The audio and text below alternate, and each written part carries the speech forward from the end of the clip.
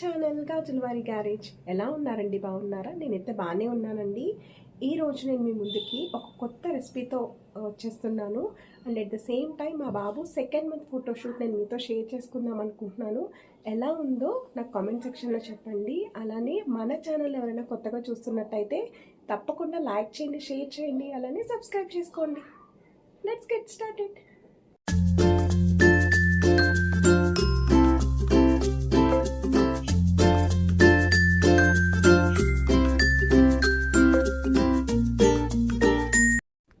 Morning లేచిన వెంటనే fresh అయిపోయి అంటే బ్రష్ అన్నీ చేసేసి బయటకైతే వచ్చానండి. 6:30 or 7 అయితే అవుతుంది. బయట అయితే క్లైమేట్ చాలా బాగుంది. అండ్ ఇప్పుడు కొంచెం వర్షాలు పడుతున్నాయి కాబట్టి చాలా బాగుంది. అండ్ మా మనీ ప్లాంట్ అయితే చాలా గ్రీనరీగా ఉందండి.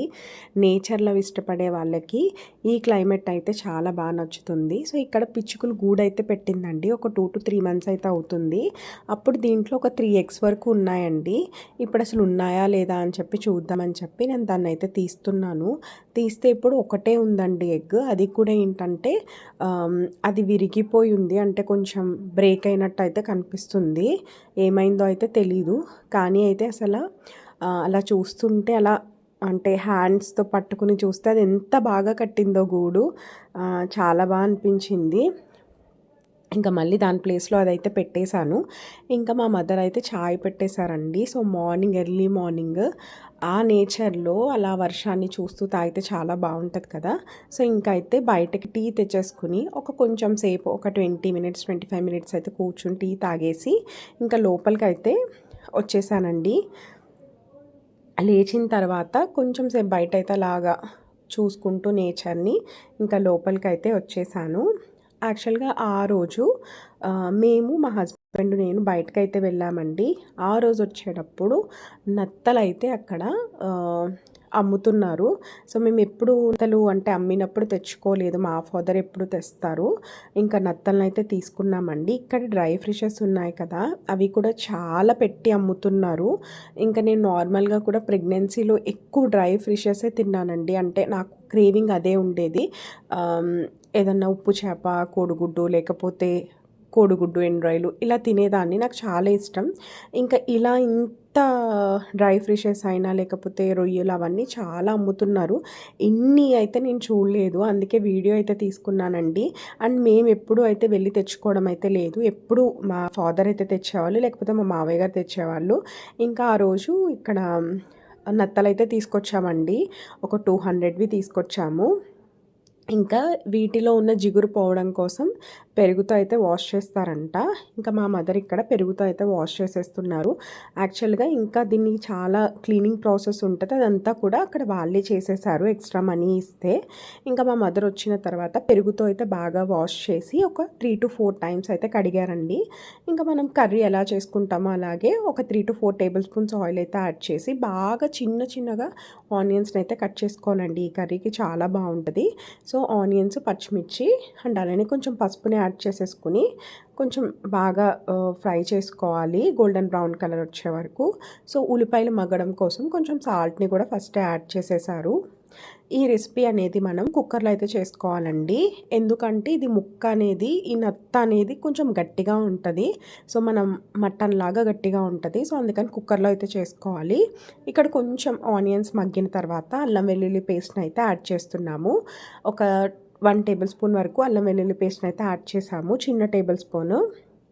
ఈ కర్రీ అయితే చాలా బాగుంటుందండి. మా ఆంధ్రాలో ఈ కర్రీ చాలా స్పెషల్. అంటే తినే వాళ్ళకి ఇష్టం ఉన్న వాళ్ళు కన్ఫామ్గా తింటారండి. ఈ వర్షాకాలంలో ఎక్కువ అయితే దొరుకుతుంది. సో ఇంకా ఇక్కడ నత్తల్ని క్లీన్ చేసినవి అయితే యాడ్ చేసేసుకున్నామండి. వీటిని పెద్ద నత్త కింద ఉంచుకోవచ్చు, లేదు అంటే ఒక నత్తని 2 to 3 pieces కింద అయితే కట్ చేసుకోవచ్చు. ఇక్కడ తగినంత కారంని కూడా యాడ్ చేసుకున్నామండి. అలానే ఇక్కడ అప్పటికప్పుడు చేసిన మసాలా అయితే ఇంట్లో లేదు. సో అందుకే ఇక్కడ గరం మసాలాని అయితే మా మదర్ యాడ్ చేస్తున్నారు. ఎప్పుడు మా మదర్ ఇంట్లో చేసిన మసాలాని అయితే యాడ్ చేస్తారు, కానీ ఇప్పుడు లేక గరం మసాలాని అయితే యాడ్ చేశారు. సో ఇక్కడ వాటర్ మొత్తం యాడ్ చేసి కొంచెం ఎగరాలండి. అప్పుడు కుక్కర్ విజిల్ పెట్టేసుకున్నట్టయితే ఒక 3 to 4 విజిల్స్ వచ్చే వరకు మనం దీన్ని కుక్ చేసుకున్నట్టయితే సరిపోతుంది. ఇక్కడ కుక్కర్ మూత అయితే పెట్టేస్తున్నాము.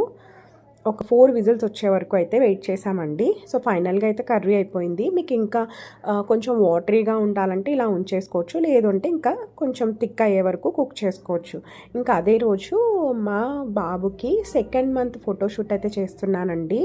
యాక్చువల్గా ఇది ఆగస్ట్ 15th తర్వాత వచ్చింది. సో ఆగస్ట్ 15th కాబట్టి, ఆగస్ట్ మంత్ కాబట్టి నేను ఇంకా మా బాబుని కొంచెం ఫ్లాగ్ థీమ్లో రెడీ చేద్దామని చెప్పి అనుకున్నా. వైట్ కలర్ డ్రెస్ అయితే ఇంట్లో ఆల్రెడీ ఉంది. ఇంకా వాడికి అలా వేసేసి ఇంకా పైన ఇవి ఫ్లాగ్ అయినా లేకపోతే కొంచెం రబ్బర్ బ్యాండ్స్ లాంటివి అండ్ కొంచెం మెడలో ఫ్లాగ్ రిలేటెడ్ సాల్వా లాగా ఉందండి.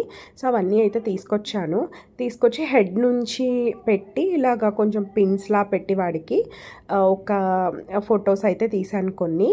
అండ్ తర్వాత పైన హెడ్ మించి ఉన్నది కూడా తీసేసి అంటే నార్మల్గా కూడా కొన్ని పిక్స్ అయితే తీసాను.